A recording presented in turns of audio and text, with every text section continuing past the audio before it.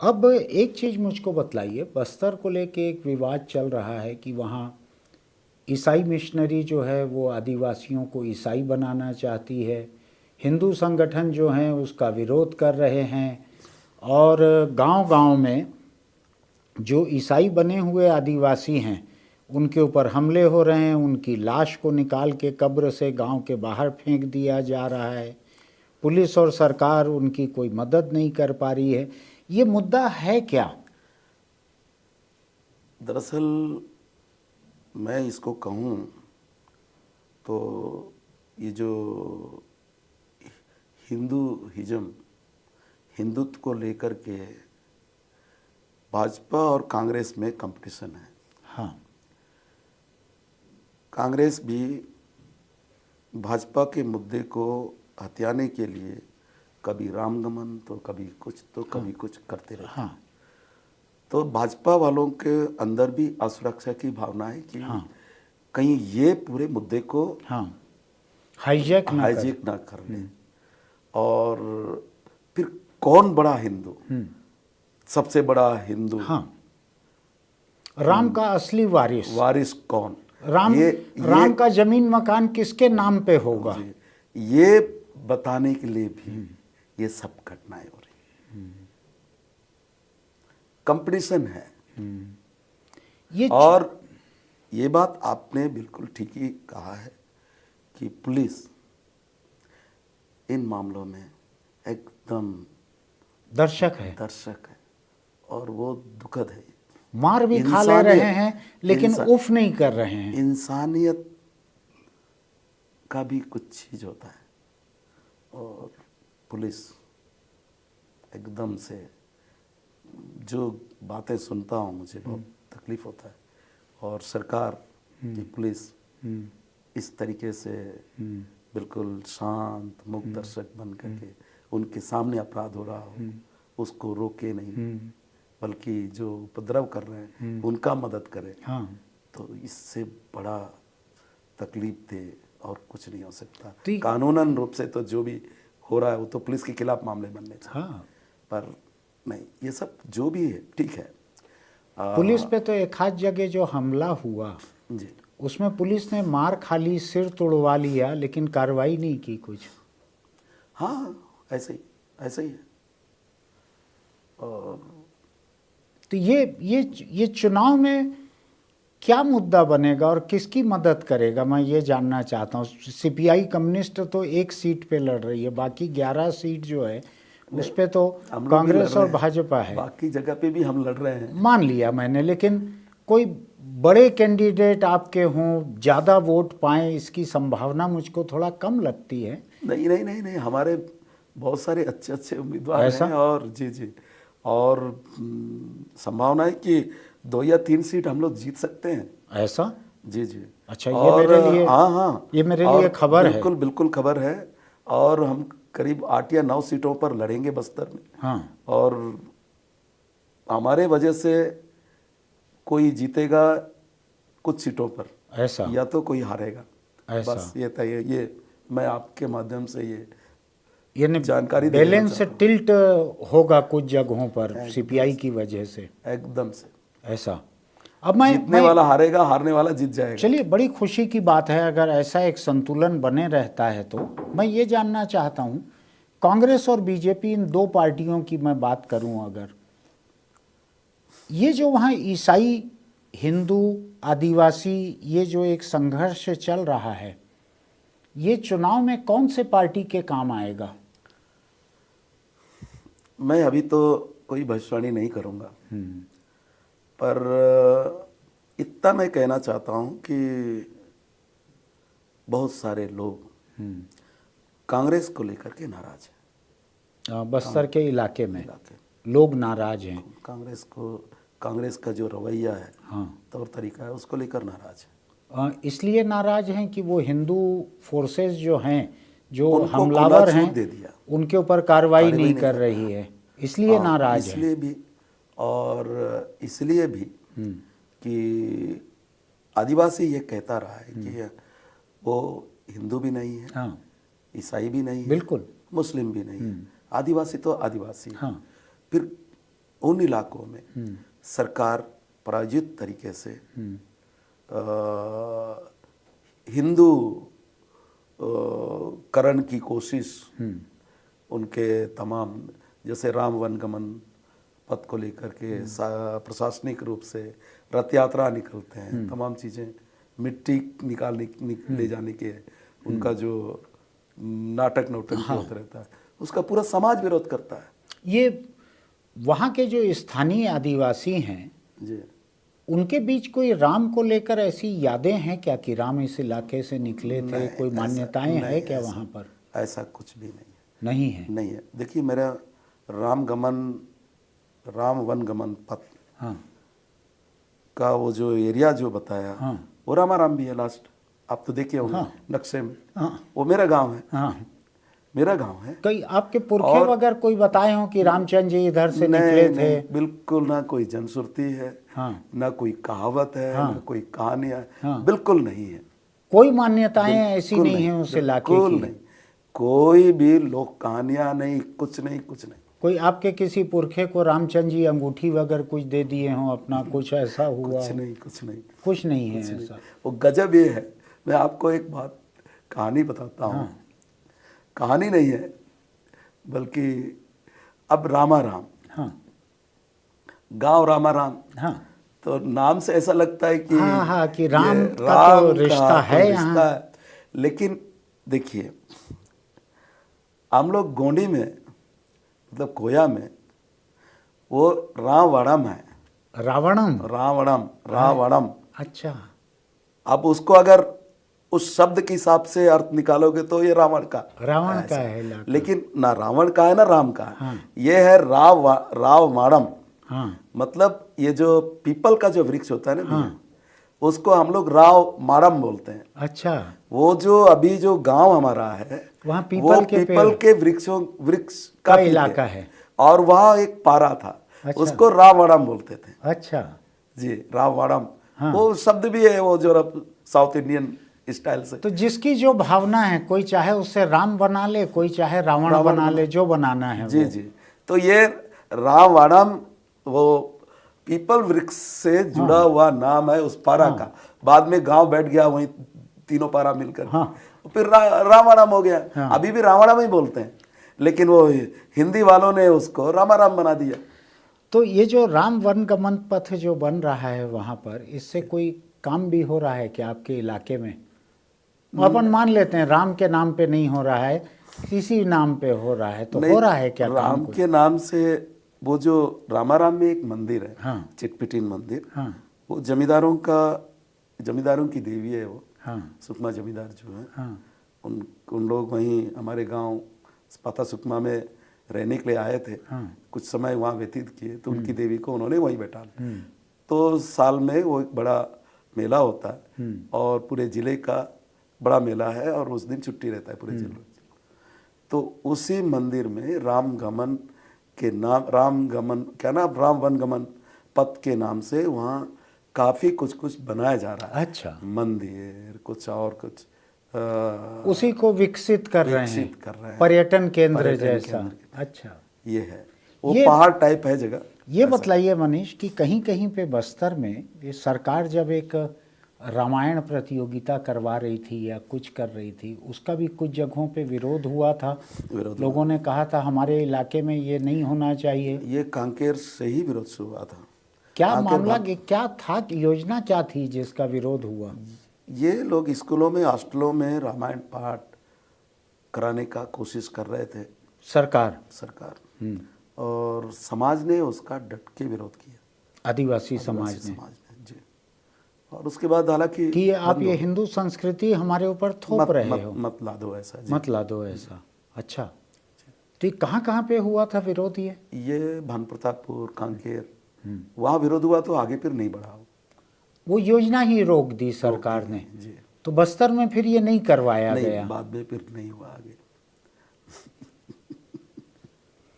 और जो हिंदू ताकतें जो वहाँ जाके काम कर रही हैं, इनका क्या मोडस ऑपरेंडी है? ये कैसे काम करते हैं वहाँ?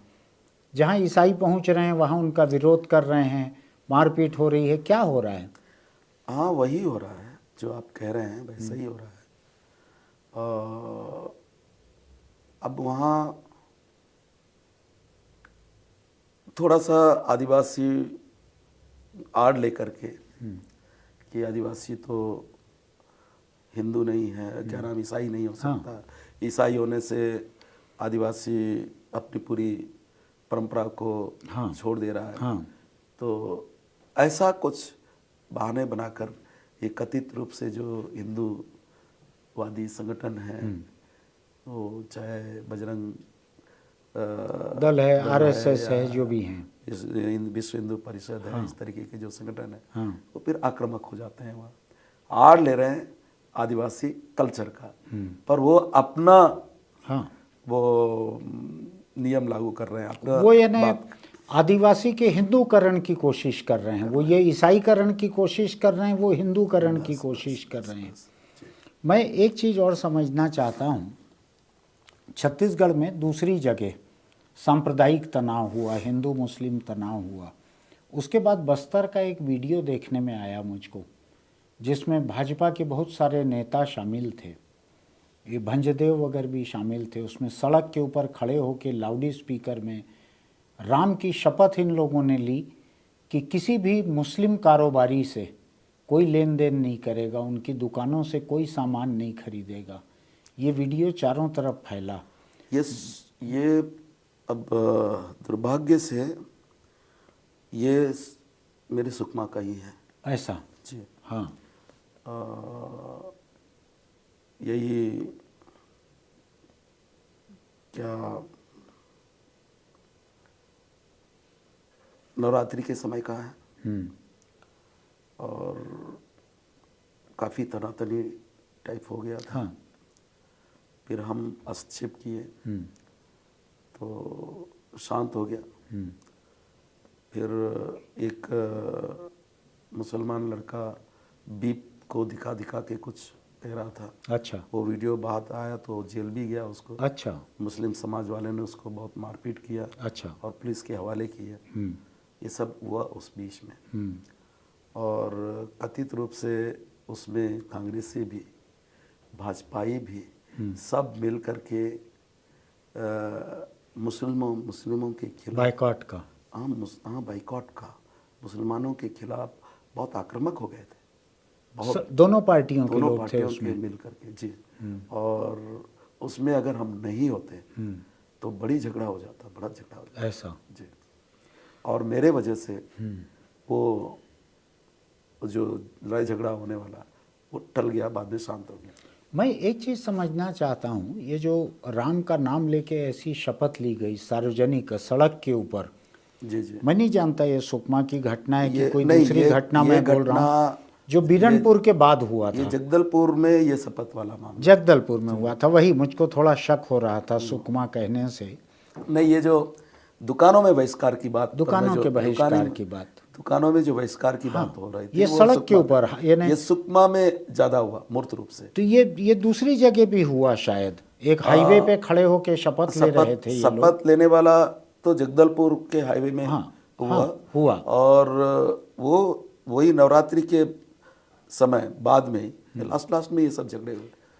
तो उसके बाद सुकमा में तो बहुत समय तक बहुत सारा इडली जो दुकान है, इडली खिलाने वाले, वो ज़्यादातर मुस्लिम ही चलाते हैं। अच्छा। और वहाँ दूसरे लोग खाने नहीं जा रहे थे ऐसा जी, काफ़ी समय तक।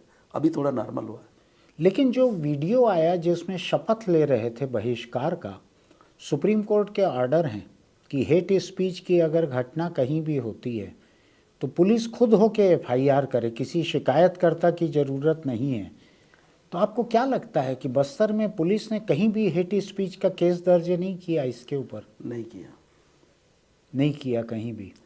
और सुप्रीम कोर्ट तो बार बार बोलता है कि इसको कंटेम्प्ट टू कोर्ट हम मानेंगे अगर नहीं करेगी कोई। तो क्या करेंगे, पुलिस ही नहीं कर रही तो कौन क्या करेगा। बस्तर का तो वैसे भी बहुत, बस्तर में तो सुप्रीम कोर्ट के बहुत सारे ऑर्डर नहीं मानने का रिकॉर्ड है।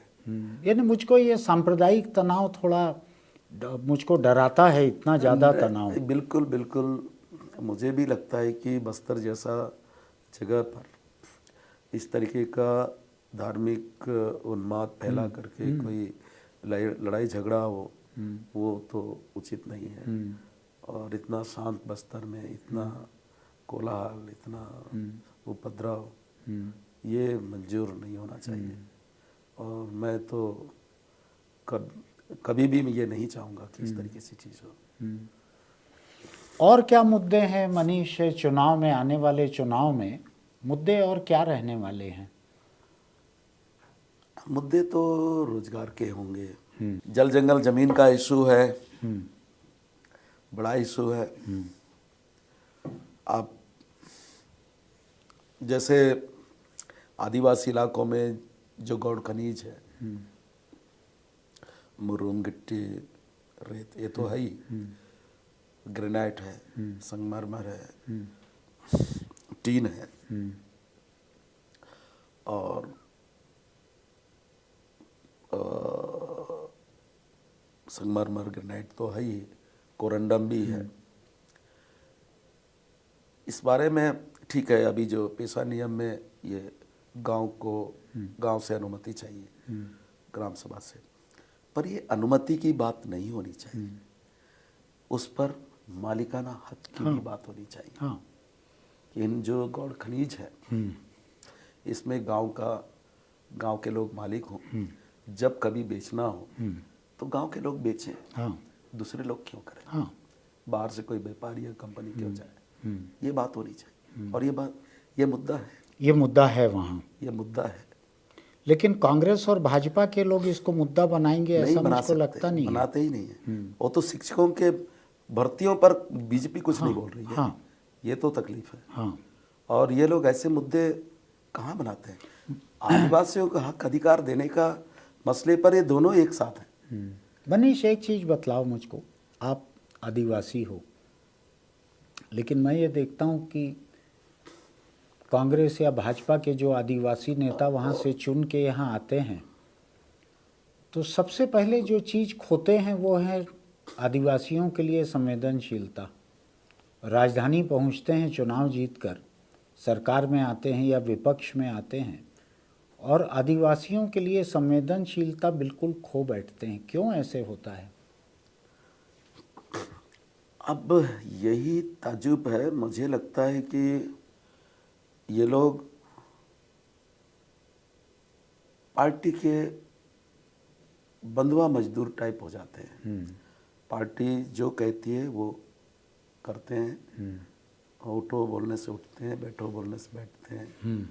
और इसी वजह से कि अगर हम कुछ कहें उस इलाके की बात अखबार में या विधानसभा में, तो अगले बार हमें टिकट शायद नहीं मिले, इसलिए वो शांत हो जाते हैं। विपक्ष में रह के भी शांत रहते हैं, सत्ता में रह के भी शांत रहते हैं। विपक्ष में भी वही जो मेन स्ट्रीम पॉलिटिक्स की बड़ी पार्टियां हैं, बीजेपी, कभी कांग्रेस, तो दोनों पार्टियों की पॉलिसी तो ट्राइबल एरिया में तो एक ही जैसा है।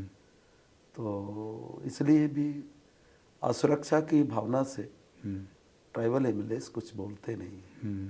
फिर आने के बाद थोड़ा ज़्यादा सुविधा मिल जाता है, वेतन आराम तलब हो जाते हैं और सहूलियतें मिल रही हैं, अगले चुनाव का खर्चा जुटाने में लग जाते होंगे। तो ये सब वजह से एक चीज़ मुझको बतलाओ, मैं सुनता हूँ कि कई करोड़ रुपया एक एक पार्टी खर्च करती है एक एक सीट पे। आपका कितना पैसा खर्च होता है चुनाव में?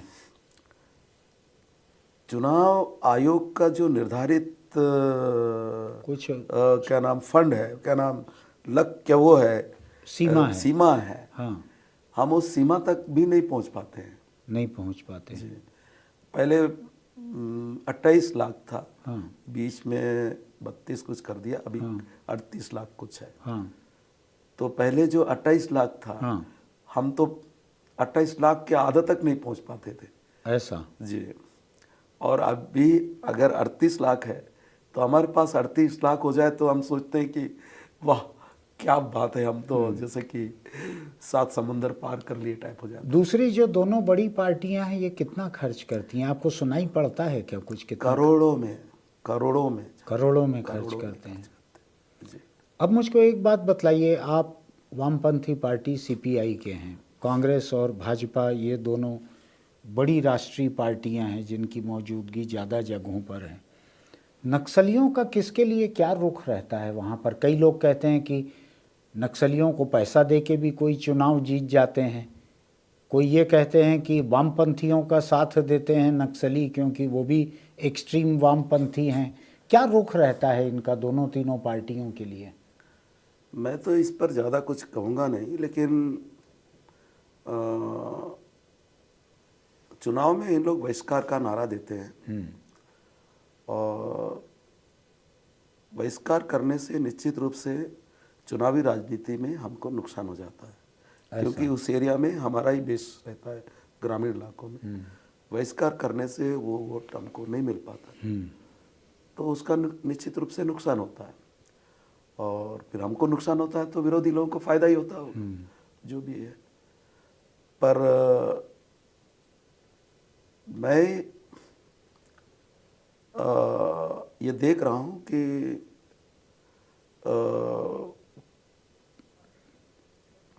इस बात को लेकर के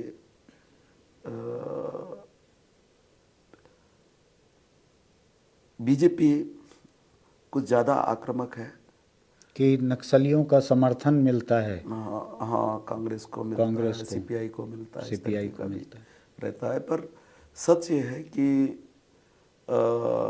यदि उनका समर्थन हमें मिलता तो हम लोग तो चुनाव आराम से जीत जाते। हाँ। इतना चुनाव हारने की तो नौबत ही नहीं आता। पर नहीं मिलता है, ये तो मैं कहना चाहूँगा। वो लोग उनकी पॉलिसी पर रहते हैं, बहिष्कार करते हैं, तो निश्चित रूप से हमको नुकसान होता है। वो पैसा लेके किसी को वोट दिलवा देते हो, जिता देते हो, ऐसा नहीं होता? नहीं, मैं तो ये नहीं कह सकता। आपका तजुर्बा नहीं है ऐसा? नहीं, मैं जानता नहीं हूँ, तो इस बारे में क्या बोल सकता हूँ। ठीक है मनीष, आप अच्छे से चुनाव लड़िए। अगर आपकी पॉलिसी, आपके नारे अगर लोगों को अपील करेंगे तो आप जीत के आइए। मेरी शुभकामनाएं आपके साथ हैं। थैंक यू, बिल्कुल, धन्यवाद। अभी आपने मनीष कुंजाम को सुना। मनीष कुंजाम बस्तर के कोंटा से सीपीआई की टिकट पर चुनाव लड़ने जा रहे हैं और पहले बहुत से चुनाव लड़े हैं। 2 चुनाव उन्होंने जीते हैं, 4 चुनाव वो हार चुके हैं, 4 या 5, लेकिन उन्होंने हौसला नहीं छोड़ा है। तो हम देखते हैं कि आने वाले चुनाव में होता क्या है। मुझको ये अंदाज़ नहीं था जो मनीष ने अभी कहा है कि वहाँ पे कई सीटों पे सीपीआई के कैंडिडेट लड़ रहे हैं और वो जीत हार को प्रभावित करने की हालत में रहेंगे।